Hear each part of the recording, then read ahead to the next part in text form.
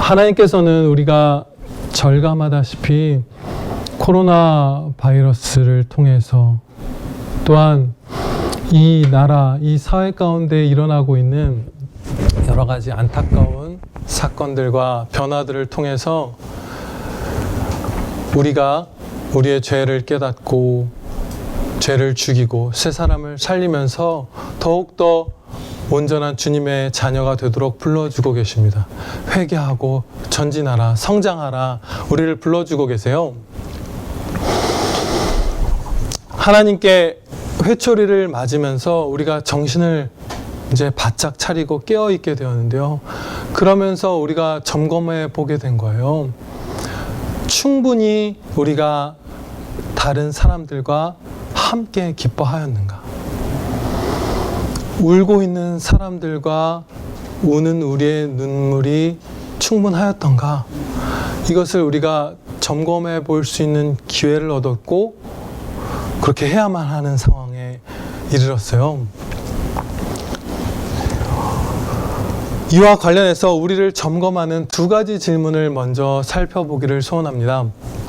첫째로요, 우리가 여러 가지 질병과 전염병으로 신음하는 전 세계의 이웃들과 나아가서 우리의 형제들과 더불어 충분히 울었는가 하는 것이에요. 우리는 코로나 바이러스를 통해서 이 전염병이 우리의 삶을 얼마나 버겁게 만드는지 조금이나마 체험을 했죠. 한 지붕에 사는 가족이 서로를 위협하는 그 전달 통로가 되고, 교회로 모여서 예배드리고 성도의 사랑의 교제를 나누는 것이 막혀지고 그것이 서로에게 해가 될 수도 있는 그런 비참한 일들이 이 전염병의 재앙이 왔을 때 일어난다는 것을 이제 우리가 체험적으로 알게 되었어요. 그런데 전 세계에 있는 수많은 이웃들, 그리고 우리의 형제분들이 무슨 말라리아와 에볼라와 에이즈와 홍역과 이질과 수많은 전염병들에 한평생을 시달리면서 살고 있어요. 우리는 그 사실을 알고 있었지만 많은 경우 예외적인 일부의 성도들만을 제외하고 혹은 일부의 경우만을 제외하고 우리는 그것을 그냥 지식으로 알았어요. 숫자고 글자고 그냥 한 가지 뉴스로 알았던 거예요. 아, 그렇대. 그런가 보다. 그런데 평생에 그렇게 사는 분들이 많더라고요. 그리고 그분들과 함께 울고 함께 기뻐하라고 하나님께서 명하셨어요. 그 평균 수명 그 순위를 여러분들 보신 적 있죠? 우리나라보다 30년을 평균 수명이 떨어진 나라들이 수두룩해요. 20-30년씩 떨어진 나라가. 그런데 우리에게 주신 기회는 너무나 큽니다. 대한민국이 지금도 세계에서 뭐 두 손 혹은 한 손에 꼽는 장수국가고요. 제가 2017년도 한겨레 신문에 실린 기사를 보았는데 WHO에서 어떤 영국의 대학과 같이 연구를 해서 발표한 논문이에요. 거기를 보면 2030년생인가 정도부터는 대한민국이 세계 1위의 장수국가가 될 것이다. 이렇게까지 그들이 그 당시에 예측을 했었어요. 굉장한 거죠. 세계 최장수의 나라. 그리고 성도의 숫자로 치면, 개신교 이 성도의 숫자로 치면 거의 미국 다음일 거예요, 우리가. 영국보다도 많아요, 제가 알기로는. 이 개신교 성도의 숫자가. 그리고 부유하죠. 장수하고 부유하고 숫자도 많아요. 한국 교회에 주신 영향이 미국 교회 다음으로 2위를 아마 다투는 나라일 거예요. 그래서 선교사 파송도 막 2위 하고 우리가 그러잖아요. 그만큼 우리에게 주신 영향이 큰 거예요. 그래서 우리가 전 세계에서 전염병으로 신음하는 이웃들, 그리고 무엇보다도 우리의 형제들과 함께 울고 그분들을 위해서 기도하고 그분들을 도울 수 있는 바들을 다 실천하면 어떻게 될까요? 그분들에게서 들려오는 기쁨의 소식으로 우리도 기쁨으로 충만하게 될 것입니다. 이제 일단 점검의 단계로 계속 나아갈게요. 두 번째 점검하고자 하는 질문은 이것입니다. 형제들의 실족함을 바라보며 우리가 충분히 함께 눈물 흘렸는가 하는 것이에요. 고린도후서 11장 28절 29절에서 사도 바울이 고백합니다. 아직도 날마다 내 속에 눌리는 일이 있으니 곧 모든 교회를 위하여 염려하는 것이라. 누가 약하면 내가 약하지 아니하며 누가 실족하게 되면 내가 애타지 아니하더냐. 아멘. 경건한 성도는 실족하는 형제들을 바라보면서 애끓는 마음으로 통곡하는 거예요. 그것이 그리스도의 마음이고 사도의 신앙이었고 경건한 성도 우리 모두의 신앙이 되어야 하는 거예요. 그런데 우리는 우리 지교회의 어떤 형제가 실족할 때 충분히 울었는가?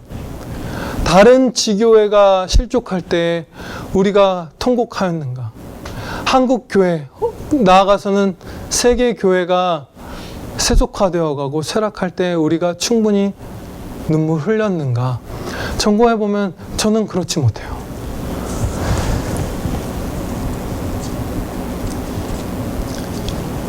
모든 성도는 머리이신 그리스도의 한 몸이잖아요.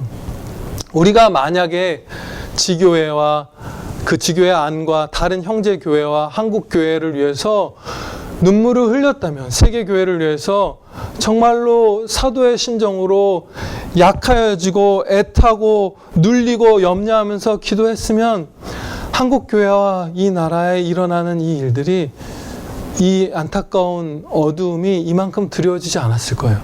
훨씬 더 밝았을 거예요. 이 사회의 수준이 선을 악이라 악을 선이라 하는 수준이잖아요. 얼마 전에 그 뉴스 기사 같은 것들을 보는데 무슨 말이 그래요. 성매매 피해자 누가 이런 식이에요. A씨가 어땠다 이런 얘기인데 이게 무슨 얘기지? 돈을 얻고 싶어서 무슨 시골에서 상경해서 매춘을 하고 한 그런 여성들을 피해자라고 불러요. 선을 악이라 악을 선이라 하는 거예요. 예를 들어서 한 가지 예를 드는 거예요. 그래서 나라에서 세운 무슨 상담센터, 도움센터, 성매매 여성분들의 자활센터 이런 데에서 다 말하기를 여러분은 피해자라고 말하고 있어요. 그 홈페이지에 그냥 대놓고 쓰고 있어요. 그리고 교회가 그와 발맞춰서 그 일들을 하더라고요. 찾아보니까. 피해자고 부모한테 통지되지 않고 미성년자도 통지되지 않고 저들은 가해자고 성매수자들이나 포주들은 가해자고 너희는 피해자일 뿐이다. 엠번방 사건 같은 그런 안타까운 일들은 그들을 그 엠번방 사건의 그것을 쥐락펴락했던 무슨 운영자들을 우리가 비판하고 위정자들이 비판하지만 이 사회가 비판하지만 사실은 그 비판하는 그 사람들이 거기에 빠져든 여인들을 거기에 빠져들게 한 사람들이에요. 다르지 않아요, 별로. 왜냐하면 그것을 다 나라에서 안내해서 가르쳐주고 있더라고요. 부모한테도 통지 안 돼. 미성년자가 매춘하다 걸려도 통지 안 돼. 너희는 피해자고 세금이 체납됐어도 나라에서 물어줄 거고 집이 없으면 줄 거고 학원 가고 싶으면 학원 가게 해줄 거고 죄가 아니야. 그리고 또 가르치죠. 너희가 받는 최저임금, 열심히 일하는 길을 막는 거잖아요. 너희는 착취당하고 있어. 기본 소득이라고 말하죠, 나라에서. 같은 경기 부양책을 쓸 때에도 미국에서는 그것을 그냥 경기 부양책, 경기 부양 금이라고 해요. 근데 우리나라에서는 기본 소득이라고 말을 하잖아요. 그러다 그 말을 안 쓰기로 했다는 뉴스를 보고 제가 다행이다 여겼는데 결국 쓰더라고요. 나라에서 오는 그 문자를 보면 수십 통이 타 재난 기본 소득 받으세요라고 말하고 있어요. 소득은 사전에서 말하기를 일에서 얻는 소산이에요.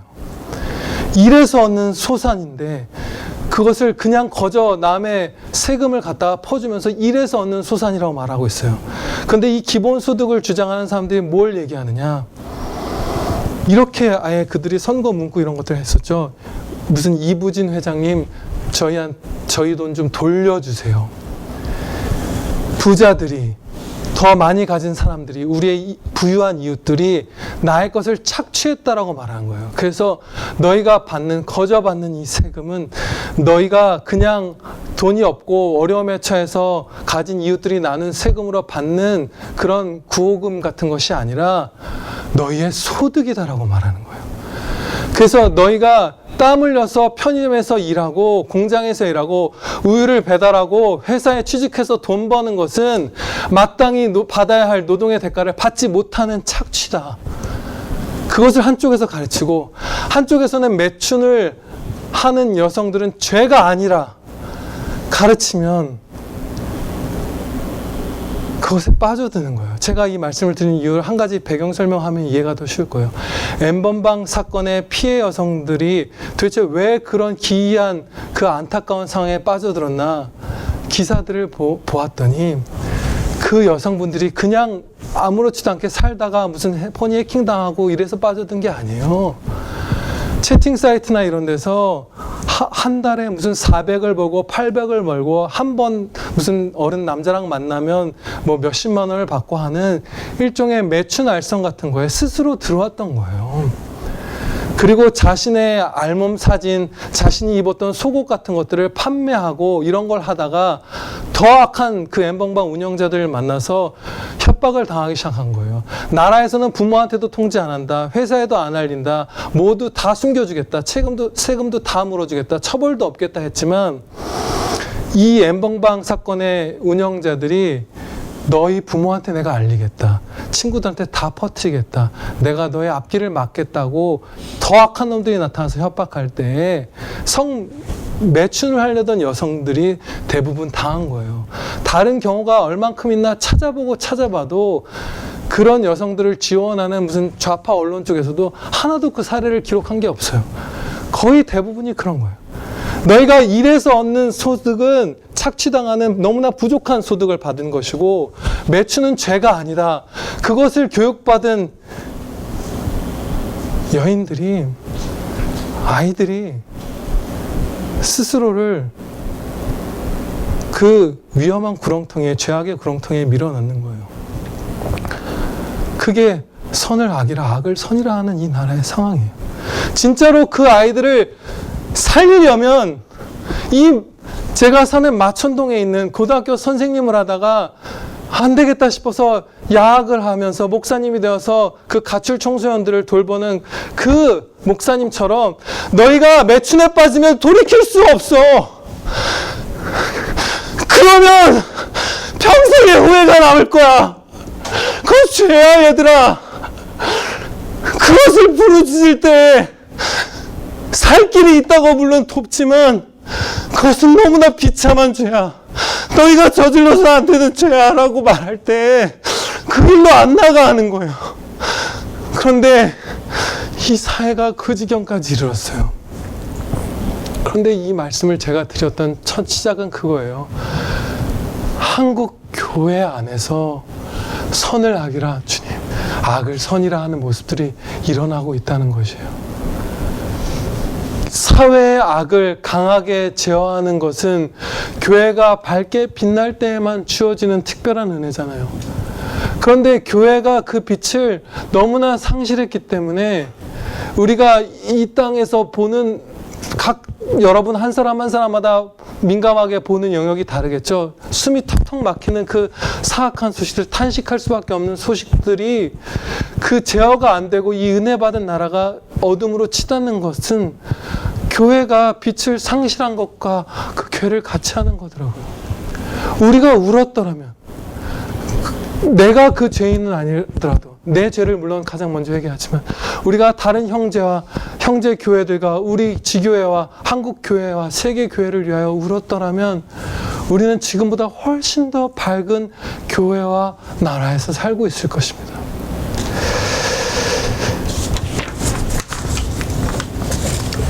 예수님께서 이렇게 우리에게 기도를 가르쳐 주셨어요. 우리가 우리에게 죄 지은 자를 사하여 준 것 같이 우리의 죄를 사하여 주옵시고 우리를 시험에 들게 하지 마옵시고 다만 악에서 구하옵소서. 예수님께서 친히 말씀하여 가르쳐 주신 이 기도에는 우리의 죄라고 하면서 우리의 죄를 사하여달라고 예수님이 입술로 말씀하신 그 우리라는 말이 헬라어 성경에는 6번이나 나와 있어요. 내 죄, 우리의 죄입니다라고 말하면서 우리가 통곡할 때 우리는 회복될 것입니다.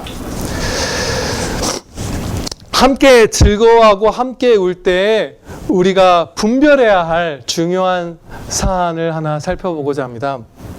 그것은 의롭고 정당한 기쁨과 슬픔에만 동참해야 한다는 것입니다. 아무 부적절한 기쁨과 부적절한 슬픔에 당연히 동참해서는 안 되겠죠. 그런데 이것이 우리의 따뜻한 마음이 이것을 자꾸 이렇게 착각하게 만들어요. 우리의 가족, 우리의 형제들에게는 막 무조건 편들어주고 싶고 그렇잖아요. 울면 그냥 자동 반사적으로 울고 싶고 같이 기뻐하고 싶고 하지만 사실은 주의 깊게 우리가 함께 기쁨과 슬픔에 동참하는 것이 필요합니다. 그런데 이제 이것과 연결해서 한 가지를 더 계속 살펴보면요. 쭉 이어서 살펴보면 우리가 누군가와 완전하게 동일한 의미로서 함께 기뻐하고 함께 슬퍼하는 것은 불신자 이웃분들과는 불가능해요. 사실상. 성도와 성도 간에만이 정말 완전히 하나된 기쁨, 하나된 눈물을 흘릴 수가 있어요. 물론 불신자 이웃분들과 함께 기뻐할 수 있고 함께 울 수 있죠. 그것을 사실 제일 잘하는 사람들이 그리스도인들이에요. 역사상.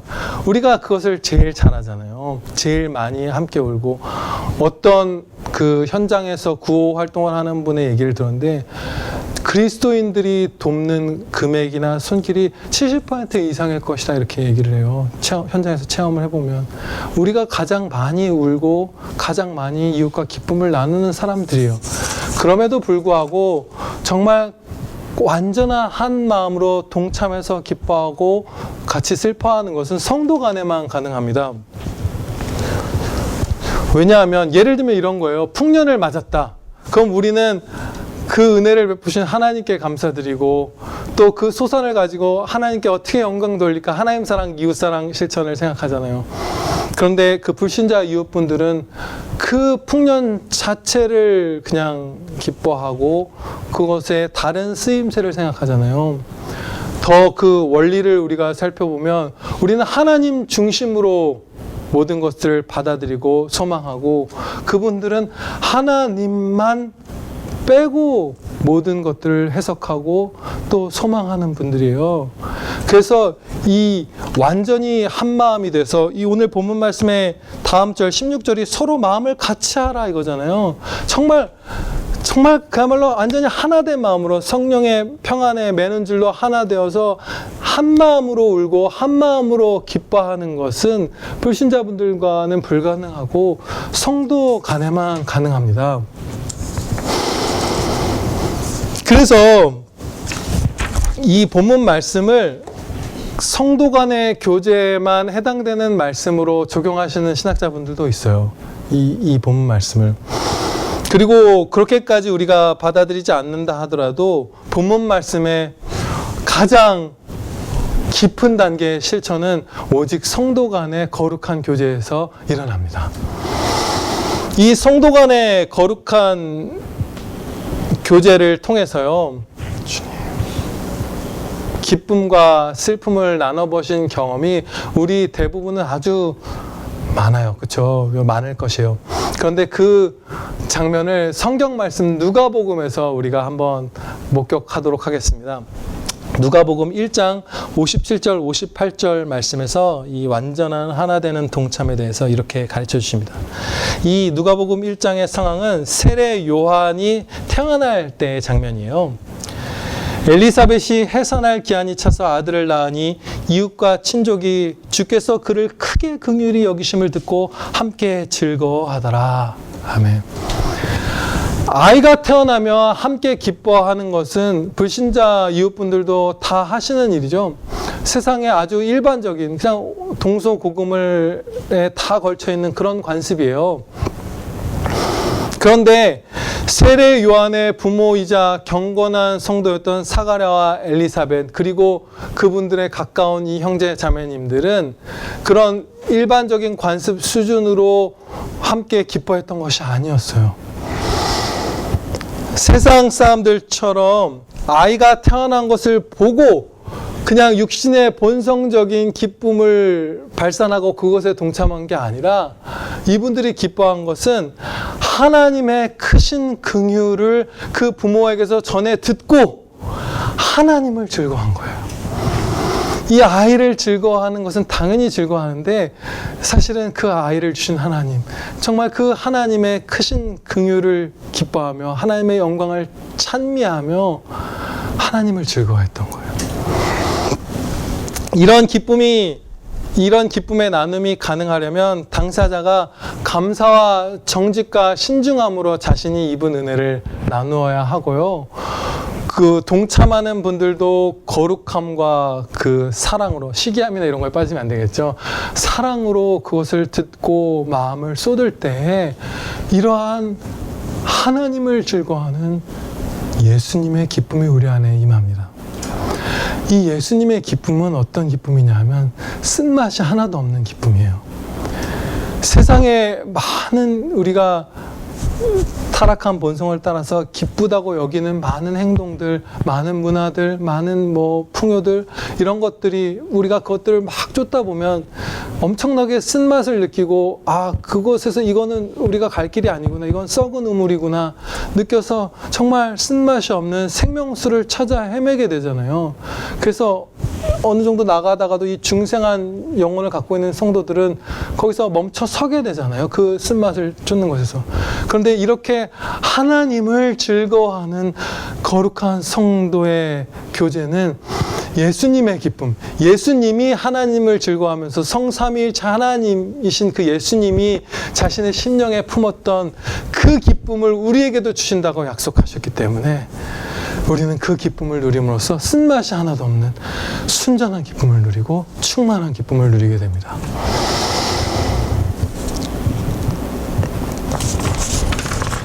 우리가 우는 자와 함께 우는 것에는 엄청난 은혜가 있습니다. 그 눈물이 하나님의 말씀에 합하다면 그 눈물은 주 예수 그리스도께서 그의 몸인 교회에게 흘리게 하시는 눈물이기 때문이에요. 그 눈물은 주님의 심장을 품고 흘리는 눈물이에요. 주님의 눈물을 보게 해주는 눈물이에요. 이 땅 가운데에서 지금 저 하늘 그 보좌에 앉으신 그 예수 그리스도께서 흘리시는 눈물을 마치 보여주는 것과 같은 그런 눈물이 되는 거예요. 우리의 눈물이 하나님 말씀 안에서 우는 눈물이라면. 그래서 선교의 역사에서 많은 경우 이 눈물이 엄청나게 큰 능력을 발휘했는데요. 많은 불신자 이웃분들이 그것에 놀란 거예요. 도대체 왜 이 그리스도인들은 생판 남인 나를 위해서 이토록 애곡하는가? 왜 이토록 나를 위해서 눈물 흘리는가? 그리고 왜 이토록 나의 안타까운 상황에 같이 아파하면서 할 수 있는 모든 도움을 나에게 나누는가? 그것에 탐복하였던 거예요. 마음이 녹았던 거예요. 그것을 사용하세요, 주님께서. 4세기에 로마 황제 율리아누스라는 그 사람이 기독교인들에 대해서 써서 어떤 사람에게 편지했던 그 편지가 남아있는데 아주 재밌어요. 거기서 보면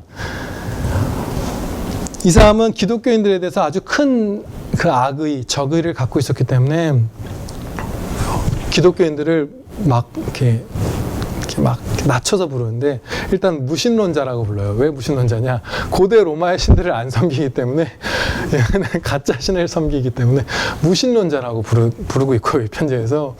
그리고 또 무신론자라는 표현과 유대인이라는 표현도 있고 하나는 불경한 갈릴리인들 이렇게 얘기를 해요. 그래서 제가 이 분의 편지를 읽어드릴 텐데 무신론자, 유대인, 불경한 갈릴리인들은 그리스도인을 나타내는 것이다 라고 생각하면서 들으시면 돼요.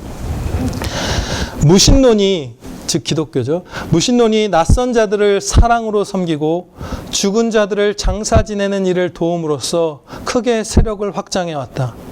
거지가 된 유대인이 한 사람도 없다는 사실과 불경스러운 갈릴리인들이 그들의 빈자들만이 아니라 우리의 빈자들까지 보살피고 있다는 사실은 매우 유감스럽다. 우리는 우리에게 속한 사람들에게 도움을 베풀어야 하지만 그러지 못하고 있다.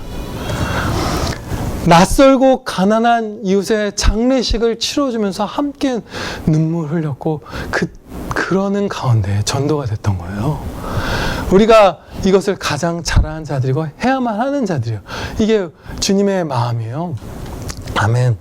그런데 불신자 이웃분들 곁에서 우리가 함께 슬픔에 눈물을 흘리는 것이 은혜이면, 성도가 울 때 옆에서 우리가 형제로서 함께 주님의 마음으로 울어준다면 그것에는 더 말할 필요가 없죠.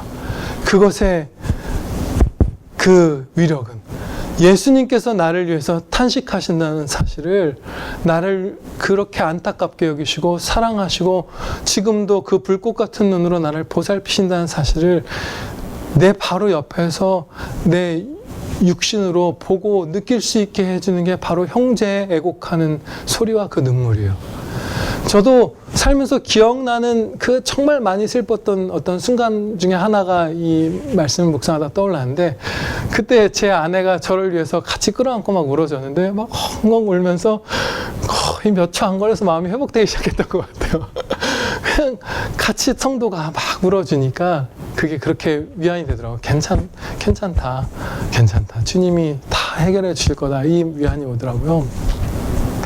그렇기 때문에 우리는 어떤 도움을 주기도 전에, 심지어 어떤 도움을 줄 수도 없는 아주 큰 환난 가운데 나 혹은 우리 형제가 빠져 있을 때 그리스도의 마음으로 함께 울어주는 것만으로써 서로를 위로하고 기쁨의 불씨를 키울 수 있습니다. 아멘.